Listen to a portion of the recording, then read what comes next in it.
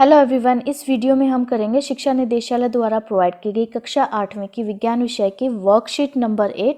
Worksheet start करने से पहले आप अपनी नोटबुक में डेट, अपनी क्लास एंड सेक्शन, टीचर का नाम और अपना नाम भी मेंशन करेंगे। शुरू करते हैं। आज की वर्कशीट भी बेटा आप चैप्टर नंबर 2 से ली गई है। आप ये भी लिखेंगे कि कौन से पार्ट से ली गई है, सूक्ष्म जीवों से। Let's start. यदि आपका सर्दी के मौसम में आम खाने का मन कर रहा हो या गर्मी के मौसम में स्ट्रॉबेरी खाने का मन कर रहा हो तो आप क्या करेंगे। जैसा कि हम जानते हैं कि सूक्ष्मजीव वातावरण में लगभग हर जगह मौजूद हैं। यदि उनका उचित परिस्थिति जैसे ताप और नमी मिल जाए तो वह बहुत तेजी से वृद्धि करते हैं। अगर आपका मन करे कि आपको सर्दियों में आम खाने हैं और गर्मियों में आपको स्ट्रॉबेरी खाने हैं तो आप क्या करेंगे। और आपको जैसे कि पता है कि हमारे वातावरण में चारों तरफ सूक्ष्म जीव मौजूद होते हैं। अगर इन्हें उचित मात्रा में तापमान परिस्थितियाँ मिल जाए, नमी मिल जाए तो जो सूक्ष्म जीव है बहुत तेजी से बढ़ते हैं।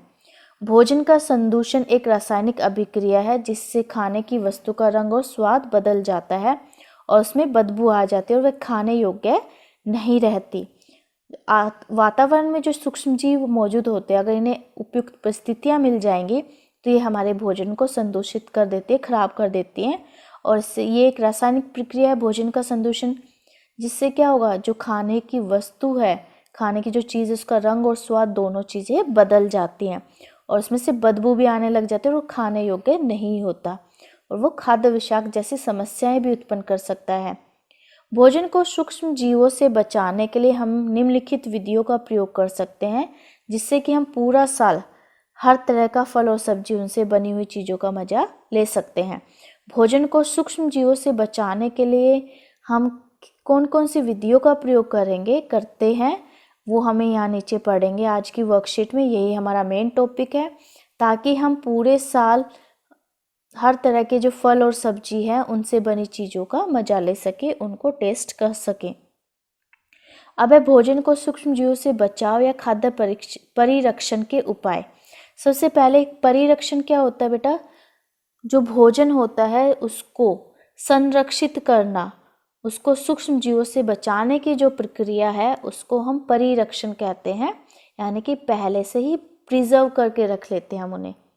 अब पहला तरीका है रासायनिक उपाय। जीवों और सूक्ष्म जीवों से बचाने के लिए कुछ रसायन मिला देते हैं जैसे सोडियम बेंजोएट तथा सोडियम मेटाबाइसल्फाइड। इन्हें परिरक्षक कहते हैं। ठीक है, सोडियम बेंजोएट और सोडियम मेटाबाइसल्फाइड हम खाने की चीज़ों में मिला देते हैं और इन तरीकों से, इन दोनों चीज़ों से जब हम खाने को प्रिजर्व करते हैं, उसको परिरक्षित करते हैं तो ये रासायनिक उपाय है क्योंकि इसमें हम रसायनों का प्रयोग कर रहे हैं। दूसरा है नमक द्वारा परिरक्षण। नमक के द्वारा भी हम खाने को लंबे समय तक स्टोर कर सकते हैं। मांस, मछली, आम को सूखे नमक से ढक देते हैं जिससे कि सूक्ष्म जीवों की वृद्धि नहीं होती। जो नमक क्या है, ये उसमें से नमी सोख लेगा और इससे सूक्ष्म जीवों की वृद्धि नहीं होगी और जो मांस, मछली या आम है वो लंबे समय तक चल सकता है। अब चीनी द्वारा परिरक्षण। चीनी के प्रयोग से खाद्य पदार्थों की नमी में कमी आती है जो जीवाणुओं की वृद्धि को रोकती है। चीनी के प्रयोग से क्या होगा, जो खाने की चीज़ें, खाने के जो पदार्थ है उनमें नमी की कमी आती है और इससे नमी की कमी होगी तो जीवाणुओं की वृद्धि नहीं होगी, जीवाणुओं की वृद्धि पे रोक लगती है। तेल एवं सिरके के द्वारा अचार, सब्जी, फल व मांस, मछलियों का परिरक्षण तेल व सिरके के द्वारा भी करते हैं। तेल या सिरके के द्वारा हम अचारों को काफ़ी लंबे समय तक रख सकते हैं। वह साथ ही मांस व मछली और फलों को भी इससे परिरक्षित कर सकते हैं। अब है गर्म एवं ठंडा करना। दूध को उबालते हैं जिससे उनके सूक्ष्म जीव नष्ट हो जाते हैं। इसी प्रकार भोजन को फ्रिज में रखते हैं क्योंकि कम ताप सूक्ष्म जीवों की वृद्धि को रोकता है। गर्म करने से और ठंडे रखने से भी क्या है, सूक्ष्म जीवों की वृद्धि कम होती है। दूध को जब हम उबालते हैं इससे क्या होगा, भोजन में उपस्थित सूक्ष्म जीव नष्ट हो जाते हैं, खत्म हो जाते हैं। और इसी प्रकार भोजन को फ्रिज में रखते हैं तो कम तापमान पर जो सूक्ष्म जीव हैं वो वृद्धि नहीं करते, उनकी वृद्धि नहीं होती। इस प्रकार हम भोजन को सुरक्षित रख सकते हैं, परिरक्षित रख सकते हैं। अब एक प्रक्रिया है पाश्चुरीकरण। इसके द्वारा भी सूक्ष्म जीवों को नष्ट किया जाता है और किसी खाद्य चीज़ को, स्पेशली दूध को, लंबे समय तक रख सकते हैं। इस प्रक्रिया में क्या होता है, दूध को 70 डिग्री सेंटीग्रेड पर 15 से 30 सेकंड के लिए गर्म करते हैं। 70 डिग्री टेम्परेचर पर 70 डिग्री सेल्सियस टेम्परेचर 15 से 30 सेकंड के लिए हम दूध को गर्म करते हैं और फिर अचानक से उसे एकाएक ठंडा कर देते हैं और उसको थैलियों में भर लेते हैं। ऐसा करने से सूक्ष्म जीवों की वृद्धि रुक जाती है। इस प्रक्रिया को क्या कहते हैं? पाश्चुरीकरण कहते हैं। यानी कि पहले दूध को एकदम से 70 डिग्री सेल्सियस पे 15 से 30 सेकंड के लिए हम गर्म करेंगे, फिर अचानक से उसको ठंडा करके हम उसको पैक कर लेते हैं, जिसकी खोज सबसे पहले लुई पाश्चर नामक वैज्ञानिक ने की थी।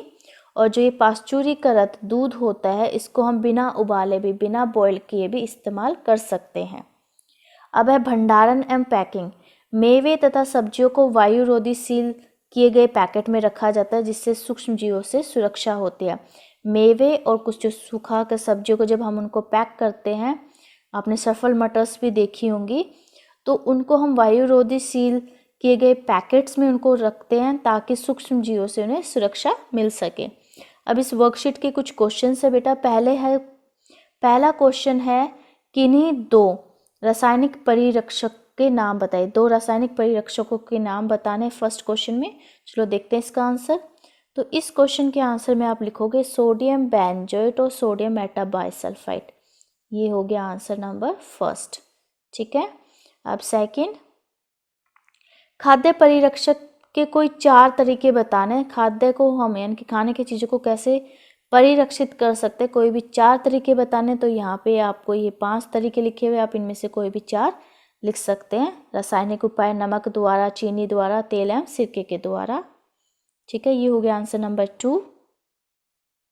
अब है अचार में अधिक तेल व नमक क्यों डाला जाता है? आप इसमें रखेंगे अचार में तेल व नमक, अधिक तेल व नमक इसलिए डाला जाता है ताकि सूक्ष्म जीवों से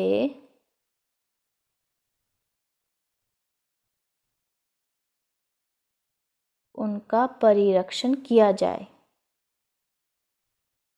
उनका परिरक्षण किया जा सके। ठीक है, यानी कि उन्हें बचाने के लिए, उन्हें प्रिजर्व करने के लिए अचार में अधिक तेल व नमक डाला जाता है। अब है फोर्थ, आम से बनने वाली किन्हीं 4 चीज़ों के नाम बताएं जिनको हम परिरक्षण कर सकते हैं, जिनको हम परिरक्षित कर सकते हैं। तो इस क्वेश्चन के आंसर में आप लिखेंगे, पहला तो है आम का अचार, आम का अचार। फिर हम लिख सकते हैं इसमें फ्रूटी और आम पापड़, और क्या होता है, आम की कैंडीज़ भी होती हैं, आमचूर भी होता है। तो ये कुछ खाद्य पदार्थ है जिनको हम परिरक्षित कर सकते हैं आम से बनने वाली। और अब आपको कोविड से रिलेटेड एक मैसेज है, नियमित रूप से अपने हाथों को साबुन में पानी से धोएं, कोविड से बचना है तो। और इस वीडियो में बेटा इतना ही। Thanks for watching this video. Please like, share and subscribe my channel. Thank you.